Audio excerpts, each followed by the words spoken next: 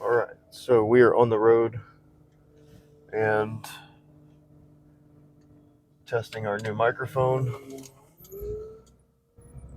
I'm going to tell you guys a little story. So I have tried to record this episode probably about 12 times. And I figure now would be an okay time to record it because um, I've had some time to process, and my mind and my hands will be occupied while I'm otherwise talking. So I hope that I don't ramble too much, and I hope that this helps somebody. Again, I've tried to record this several times and just not not been able to. Back in mid-October, I was traveling. I went up to Pennsylvania to officiate a wedding for a couple of friends who also listen to the show. And while we were in Pennsylvania, I get a call from Texas Pat. He says, "Hey, buddy, I don't really know how to tell you this, but your dog is not doing well." And he, proceeded to tell me that she had started having seizures, very bad seizures, and the longer they went on, the longer they would last, and the more serious they were becoming. And he said, give me a few days, do what you can to keep her, comfortable, and I'll deal with it when I get home. Backing up a little bit, the last month or so, month and a half, my dog had started acting pretty strange, and um, she stopped acting like herself. She started walking around and acting very old, like she was in constant pain. Um, Labored breathing all the time, like she was short of breath or like she was, in pain. So I took her to the vet a couple of weeks before I flew out to Pennsylvania. The vet couldn't find anything. Couldn't find anything on an X-ray. Couldn't find anything, after blood work, after urine samples, keeping her for observation. Um, couldn't find anything. So she said, "Well, let's just treat the symptoms that the dog is presenting." So we give her something for pain, give her something for anti-inflammatory in case it's, like a disc issue or a neural issue, something that's being caused by inflammation, something like that. We put her on the medication. We fly out to Pennsylvania, and then I, get the text message and the phone call from Pat. So we try and enjoy ourselves. We get back to town, and I race home. When I got home, I went to her kennel, and so we were trying to keep her confined so she wasn't wasting energy and, like running around the house, acting strange and hiding in different places and stuff like that. So I go to her kennel, and I say hi to her, and she was laying on her side. I could tell she was not feeling well. I could tell that she was, in distress, and she kind of raises her head up. She looks at me and just puts her head back down. Where normally, like, you couldn't contain this dog. If I had been gone for a couple of hours and I got back, she was super excited. So I immediately knew that whatever the situation was, it was fairly serious. We got back on a Sunday. One of her favorite things to do, all the time, was to be by my side, especially if I was, in bed and, laying down to sleep. She was like right there. All I had to do was, if I even looked at the door to my bedroom, she was on the way. So, A little while after we get home, she starts pacing manically. I tried to get her to lay down and relax. She wouldn't lay down and relax. She would not eat. Um, at this point, I'm exhausted from worry and from traveling, and we did what we could to get situated for the night. We kept her in her bedroom. I go to sleep. I wake up the next morning, and she's catatonic on the floor at the foot of our bed.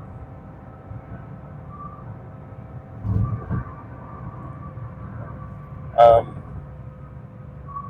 I knelt down beside her and I started petting her, and she is sitting there breathing heavy and rapidly. She opens her eyes and she looks at me, but she couldn't move. Um, she had drool around her mouth like she had another seizure.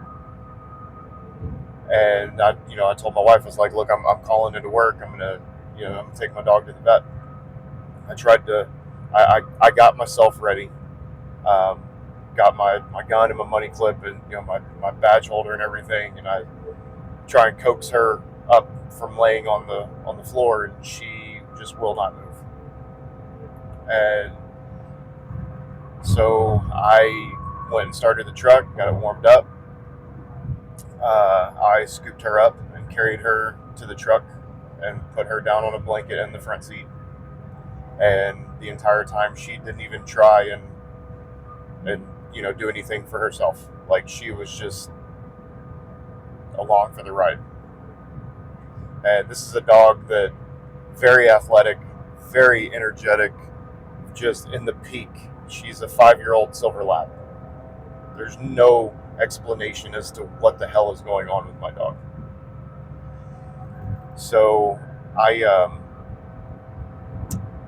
take her to the vet. I explain the symptoms.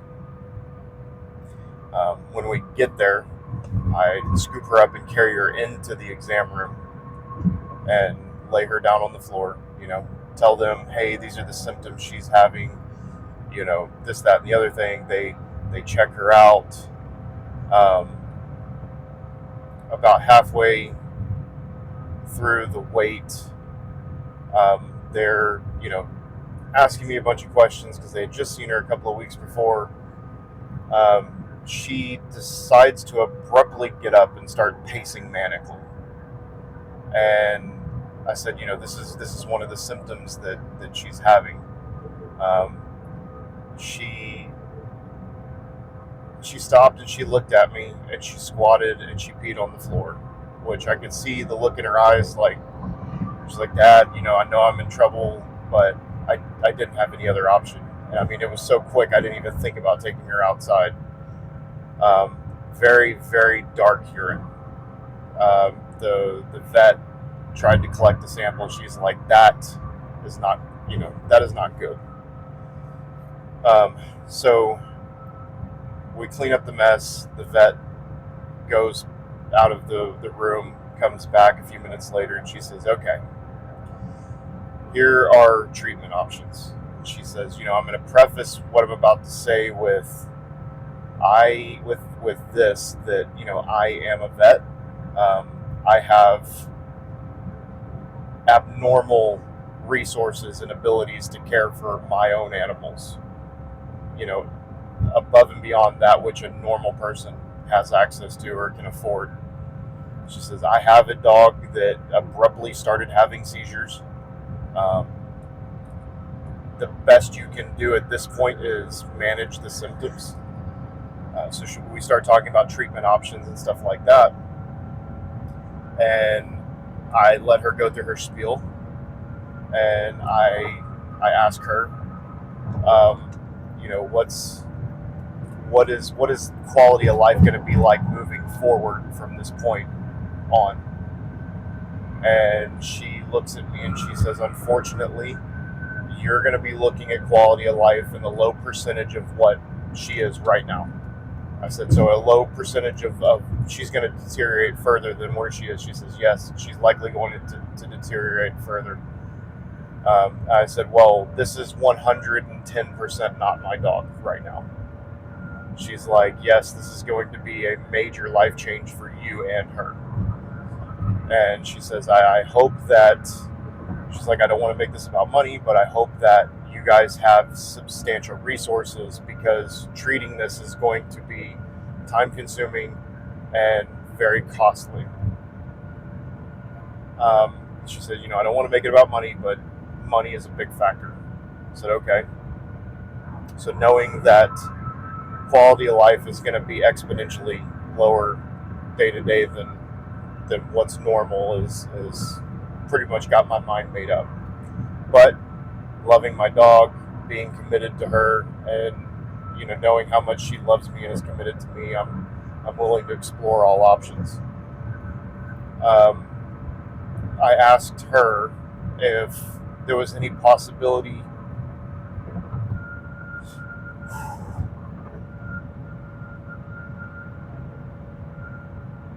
I asked the vet if there was any possibility that we'd ever be able to field or deploy for search and rescue again.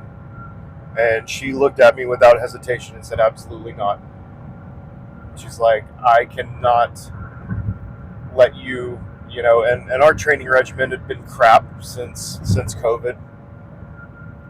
But, she told us straight up, she's like, I cannot in good conscience tell you that it'll be safe for you guys to deploy on an active call out ever again. I said I was going to do this without fucking crying.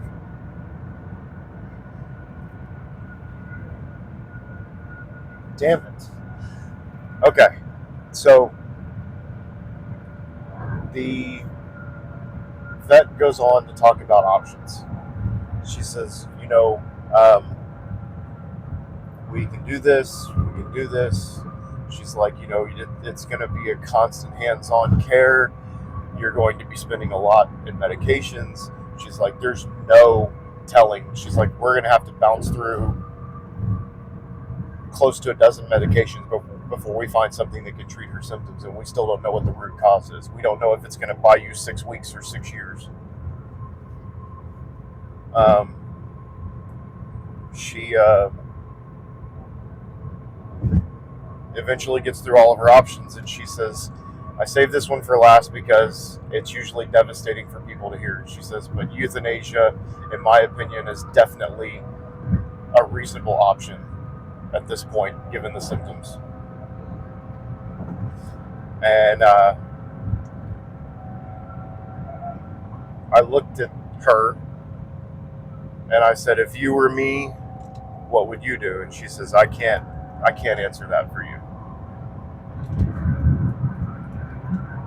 And I said, I think that the best thing to do is to put her down.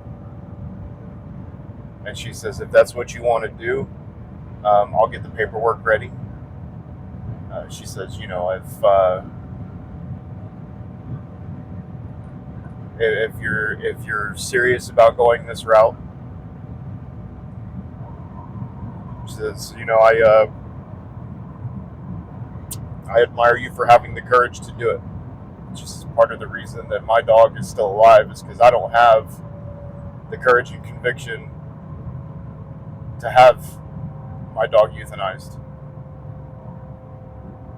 She's like, I basically, I can't let go. And she says, so here's the options. She says, you can leave her here. We'll go ahead and do the euthanasia, and we'll make her comfortable, and we'll terminate, and we'll let you know when it's done. We can put her in a box and call you when she's ready into a burial box. We have this nice padded or nice cardboard box that we put them in to be buried, and we can call you and you can come pick her up when everything's done. She says, we can go ahead and have her sent off to be cremated for you, et cetera, et cetera. And by this point, I'm very nearly checked out. So I look at her and I said, ma'am, about a year ago, in fact, almost exactly a year ago, I almost died. They wouldn't let my wife come back to have the stents put in because I was having a heart attack. So that's the loneliest I've ever been in my entire life. And there's no way that I'm going to let that happen to my dog. And she says, okay, what do you want to do? I said, I would like for you guys to go get her something to make her calm to where she'll lay down in my lap. And then I want you to go ahead and perform the procedure to euthanize her. But if we're doing this, she's going to go in my lap and in my arms. Because it's the way that I would want to go, you know? She says, okay. She says, if you think that you're strong enough and you can handle that, we'd be happy to do that for you. So they take her back. They start an IV. They bring her back in. They gave her some medication to help her kind of relax a little bit. So they come in. They perform the procedure.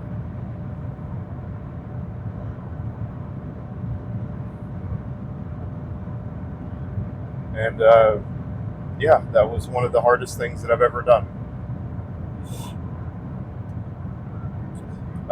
But the reason I'm telling you this is because I'm making a plea to all of you who have animals and love those animals. And my plea is multi-part.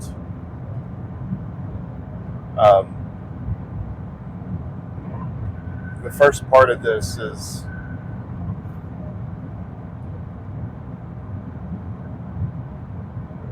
take the human out of your so-called humanity. Take out the selfish, needy, greedy part of you that says, oh, despite how much this animal is suffering, let's manage the amount of suffering that they're living with every day so that I can hold on a little bit longer. You know, when you have an animal that is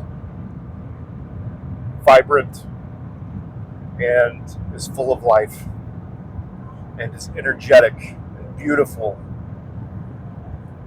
with all the vitality and the strength and vigor and everything that, you know, makes us love our pets.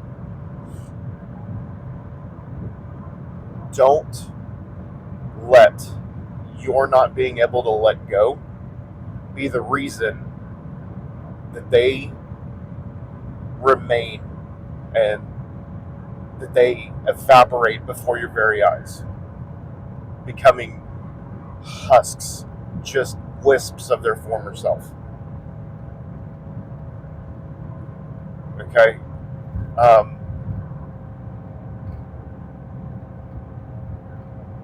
Take the human part out of humane and actually be humane in this moment when it's necessary. You know, I can't tell you like how painful it was for me to think about leaving my beloved lab to die alone. Like, I could not possibly ever do that. You know, and then the thought of putting her in a box. You know, oh, you could just leave them and we'll do it. You know, taking the hurt and the closure and that commitment, the weight of that commitment that you make as an animal lover to a member of your family, taking that burden off your shoulders. Have the courage and the commitment to be present. You know, this isn't for everybody, and I understand if you can't handle it. But if there's any way that you can handle it, You owe it to that member of your family to be there when they take their last breath.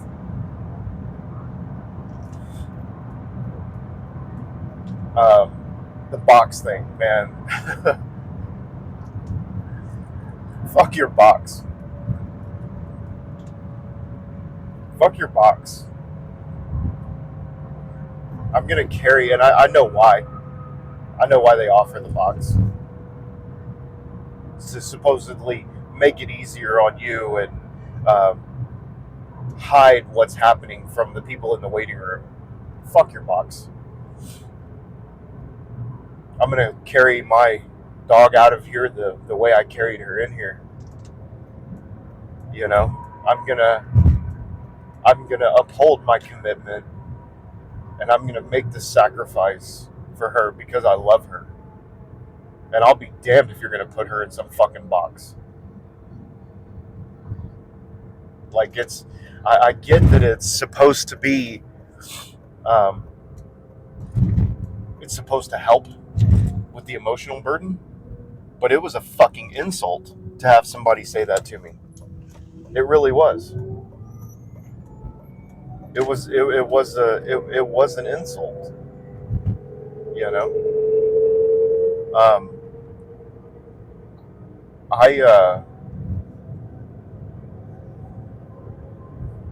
There wasn't no way.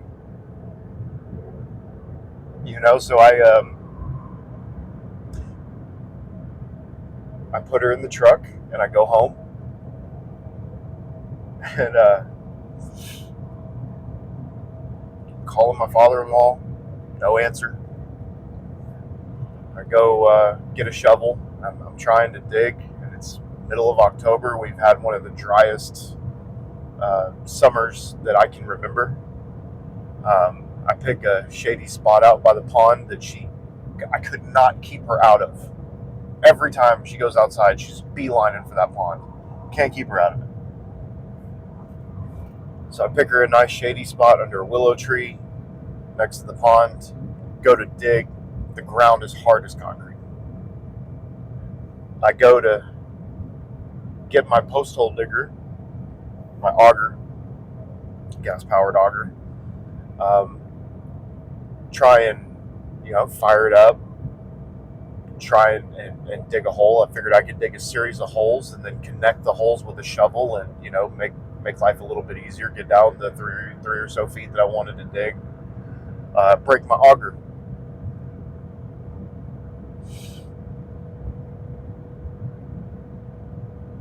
So I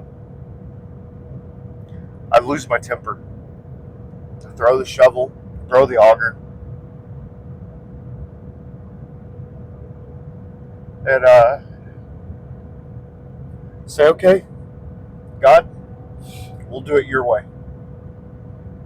And right about the time I give up and surrender,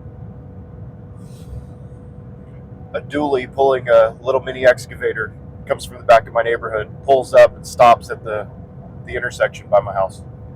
And I can see this guy. And I have just enough time from when he turns to when he's going past my property for me to sprint the 100 yards to the fence to wave this person down. So I whistle to him, wave to him. He slams on his brakes, has to back up 50 or 75 yards because he was already moving pretty good when he passed me. He backs up. He says, man, I heard you whistle. What's up?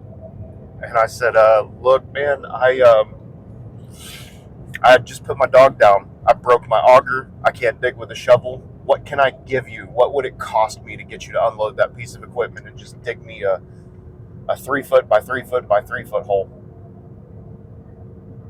And he says, man, I'm sorry.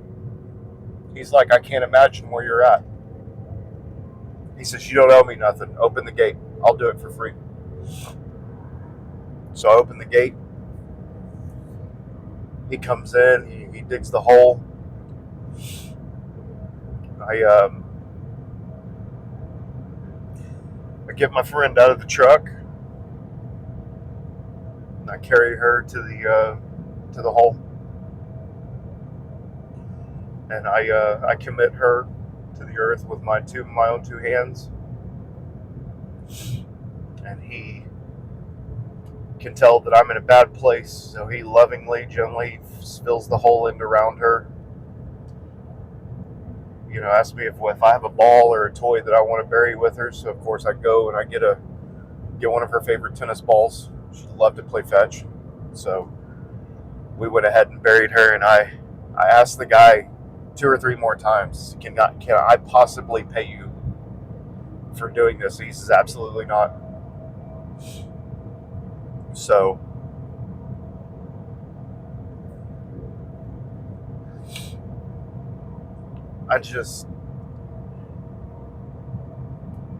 guys, be reasonable, be realistic. When the cost is too high, just take the human part out of it and be humane. Just have the courage to say, you know what? This is a losing fight. I'm not going to let this beautiful animal wither away. I'm not going to deprive my family and put ourselves in multiple thousands, tens of thousands of dollars of debt just so I can continue this animal's suffering for my own selfishness. You know, there are some things that animals can come back from. But there are some things that it makes sense. You know, a couple of weeks before this dog in question attacked one of the puppies and tore half of her face off. Nearly tore half of her face off. You know, there are some things that make sense to fix. There are some injuries that it makes sense to try and treat and you know, help that animal recover from. But when you have sudden onset, severe seizures and the catatonic state that follows that, you know, it's how long can the animal's system, how long can the animal's body honestly continue to go on? Especially with as bad as the seizures were. And I'll be honest with you guys right now, I still have, to this day, have not been able to watch the video. Pat sent me a copy of the video. He saw it. My son saw the seizures firsthand. I have not been able to. I have not had the strength to watch the video.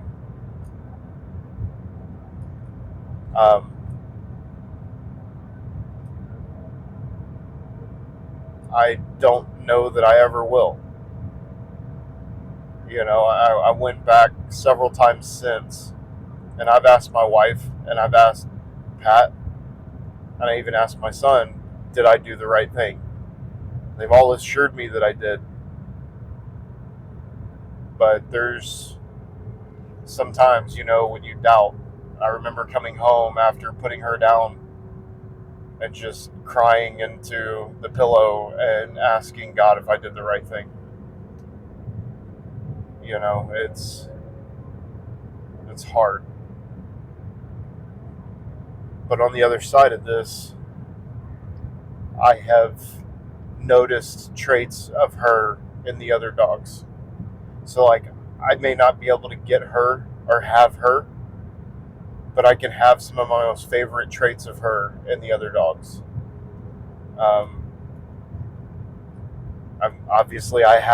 I had 2 silver labs. So I have the big derpy silver lab that has the destructive lab tail and, you know, wants to cuddle in bed and everything. You know, so I have that. We have our hands full with puppies.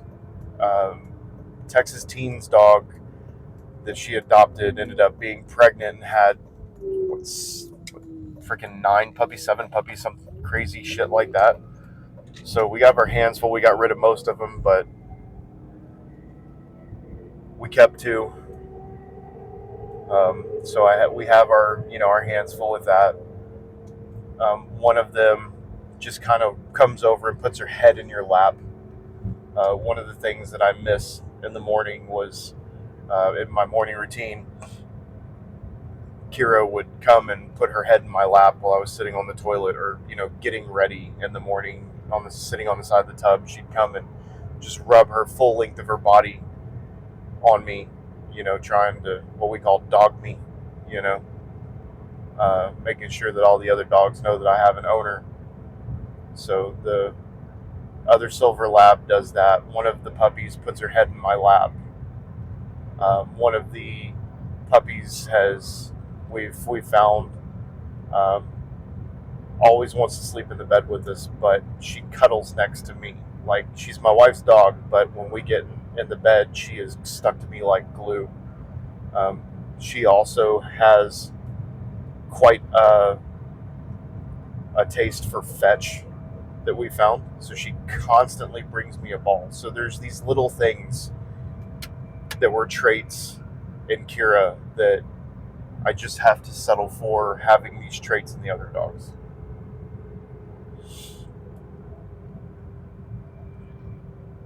One of the things that I want to stress is that, and I've said this before on other episodes, grieving is the debt that we owe our pets, for the unconditional love that they give us. And I think that you should take the time to grieve and to remember them, and to grieve that loss, celebrate their memory. Just keep all the good stuff and leave out all the rest. I've got tons of pictures and I've got tons of video, and I guess to accompany this podcast, I'm gonna edit the video from the Canine Biathlon of me and her running, because that was the last big thing that we did together. We were fortunate enough to be able to take a trip in early October to move an RV, and I was able to take her to the hill country with me for that, just me and her. So yeah, if you guys follow her TikTok, I posted, we did the RV run, and I posted a video of she's a 10, so you can see that on her TikTok. I miss her incredibly, and now being middle of January, so 4 months after, I still get brought to my knees at times. It's just part of it. It's like working out. It's a weight and a pain that you just get accustomed to. The pain you get accustomed to lifting and carrying. I don't think that it ever goes away. It's just we adapt.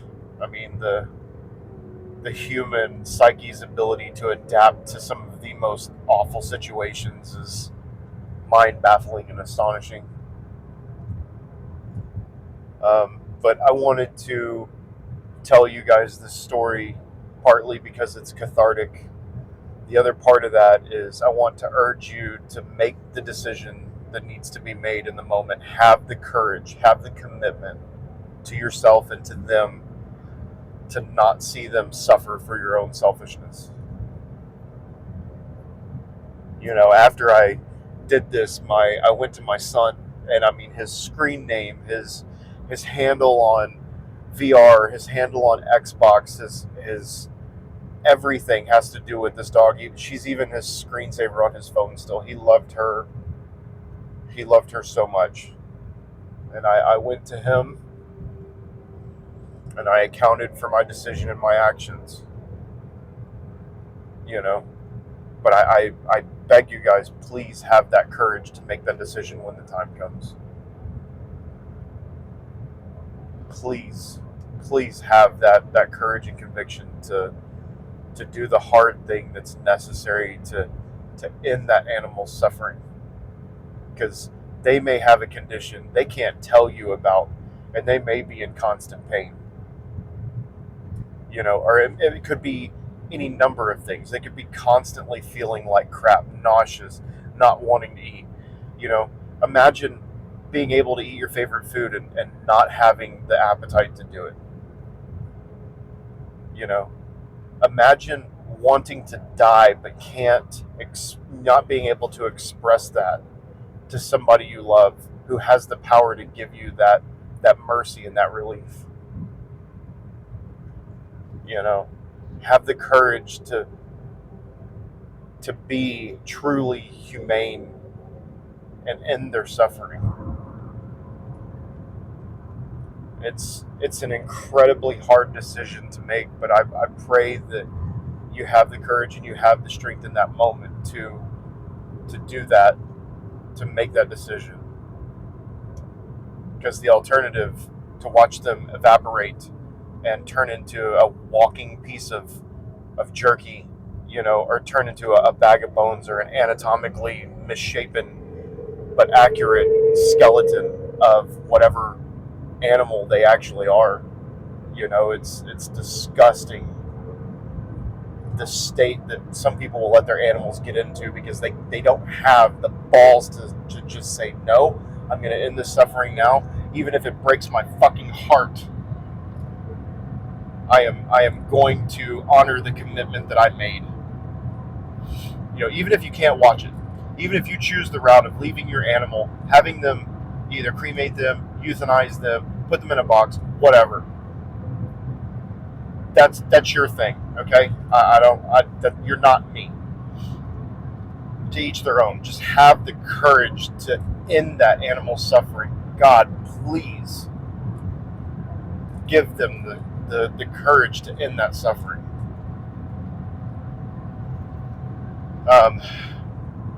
The other part of me wanting to tell you guys this is that since October, there's been a precipitous decline in content, and this is a major reason why. I completely lost almost all my inspiration. I gave up. Started going through the motions. It was hard, guys. It was real hard. It tore our family up, and we're still not 100% recovered from it. So I beg that you understand my position. I have been pretty much radio silent. I have not really mentioned this other than on the Discord. It's been hard. When I log onto the YouTube, I see her. When I log onto the Instagram, I see her. When I get on the TikTok, I see her. It's been hard. It's been incredibly difficult dealing with this. I hope that you understand. And I apologize. I couldn't do it. So yeah, I hope that this helps some of you. I hope that it gives you the courage, it gives you the strength, that it starts to prepare you, if you're an animal owner, for the eventual day that this day comes for you. I hope that this helps. It's incredibly hard to think about, to deal with, to cope with, to recover from, but I hope that this helps. I will recommend to you guys a book that helped me, that I found several months before this happened. Stephen Jenkinson has a book called Die Wise, and it's a book about death and dying, written from somebody who's in the death trade, managing end-of-life care for humans, and it helped me a great deal. Again, Stephen Jenkinson, the book is Die Wise. It's a fantastic book, and that book had a profound impact on my life and the way that I see death and dying and all of this. So yeah, I encourage you that even if if it's a person, it's an animal in your life, somebody you love who is dealing with a terminal diagnosis, I definitely recommend that book. Um, with all that said, guys, thank you for listening. I apologize if this isn't your cup of tea as far as episodes go. Um, this is a pretty hard piece of content to record. But yeah, I had to get this out. I had to let y'all, I had to be accountable to you guys who listen for why I just went radio silent. I had to get this off my chest to try and go through the last phase of dealing with this loss. So yeah, thank you for listening. If you found value in today's episode, please consider supporting us at $2 or $5 a month on the Subscribe Star. You get an instant access to our Discord, $2 or $5 a month. Check out our stuff on TikTok. Check out our stuff on Instagram. If you have questions or comments, shoot me an email, info@ikcpodcast.com. Otherwise, guys, we will see y'all on the next one. We just started we just got the last major piece of the puzzle that is a must requirement for Texas 23 in place. So we are going to go ahead and announce officially. We mentioned it on the Discord. We mentioned it on the latest YouTube video.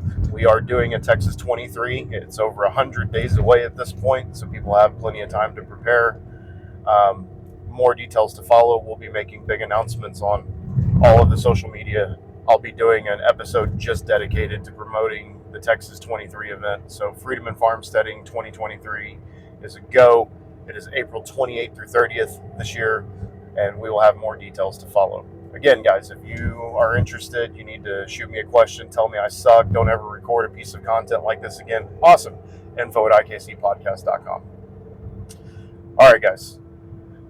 Thank you for listening. We're going to get Tyler queued up. Speaking of that, Tyler is already committed to playing. So going to get Tyler queued up. Thank you guys for listening. We'll see y'all in the next episode.